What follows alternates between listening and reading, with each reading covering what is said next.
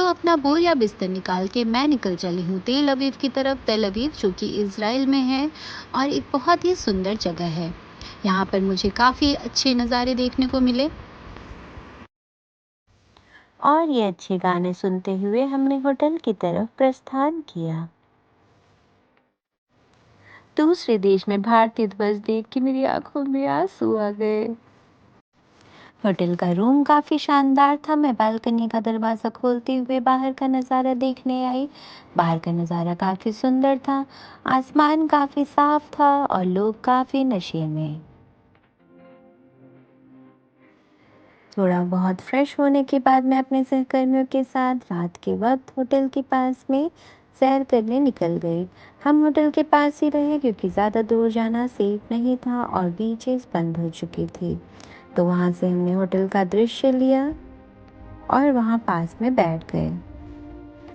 वहाँ इस वक्त भी बहुत चहल पहल दिखी और लोग काफ़ी गतिविधियाँ करते हुए दिखे।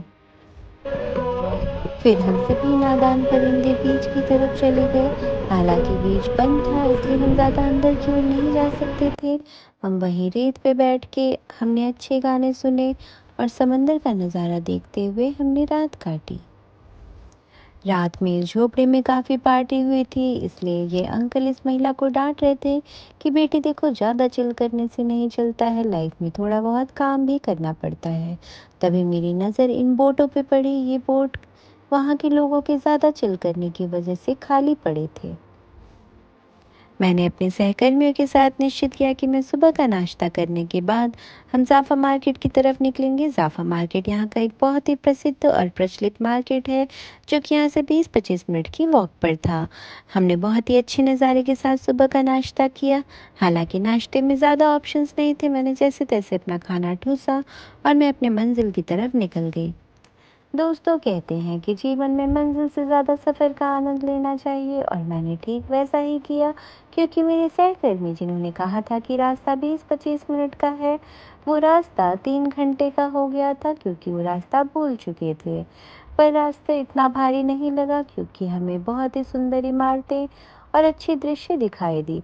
रास्ते में हमें ये नौजवान एक अलग तरह का करतब करते हुए दिखाई दिए और इस तरह की बहुत सारी चीज़ों ने हमारा ध्यान आकर्षित किया, इसलिए रास्ता बहुत ही अच्छा हो गया था।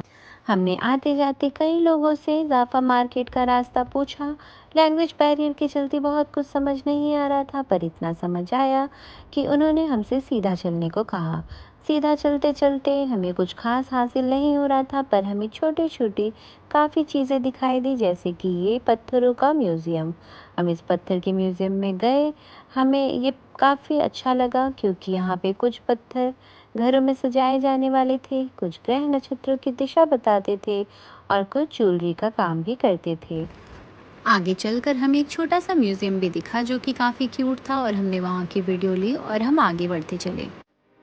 आगे चलकर हमें एक और म्यूजियम जो बेंजियन म्यूजियम था उसका द्वार दिखा। वहाँ हम अंदर गए तो वहाँ हमें एक महिला मिली। ये महिला हमें इजरायली गहनों के बारे में बता रही थी। ये हमें बता रही थी कि किस तरह इजराइल की महिलाएं शादी ब्याह में तैयार होती हैं, वहाँ के गहनों की क्या खासियत है और वो किस तरह से बनते हैं, कैसे उससे तैयार होते हैं और महिलाओं की सुंदरता को वो कैसे निखारता है, उसके बारे में वो हमें बता। महिला से ज्ञान की बातें सुनने के बाद हम आगे बढ़े। चलते चलते हमारे रास्ते में एक पड़ाव आया और हमें ओल्ड जाफा मार्केट का गेट दिखा। हालांकि जाफा मार्केट हमें अभी भी नहीं दिखा था, लेकिन हमें ये नक्शा दिखा। हमने इसे समझने की बहुत कोशिश की पर हमें कुछ समझ नहीं आया। हम आगे बढ़े और चलते गए।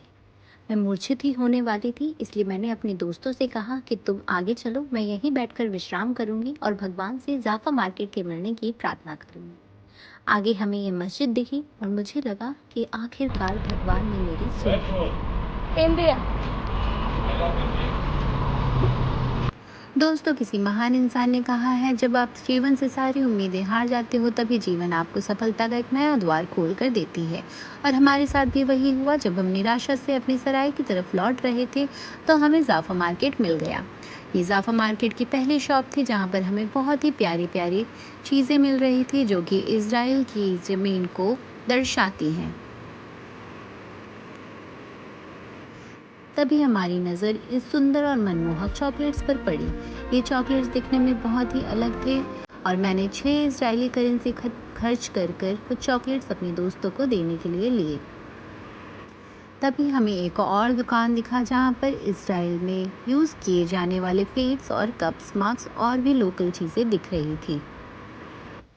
हमारे सामने एक और मुसीबत आ खड़ी हुई थी। दिन ढल रहा था और हमें अपने सराय की तरफ लौटना था। बस स्टैंड तो मिल गया था, लेकिन बस पर चढ़ने के लिए ना तो हमारे पास लोकल करेंसी थी, ना लोकल पास, ना फ़ोन में ऐप और ना ही नेटवर्क।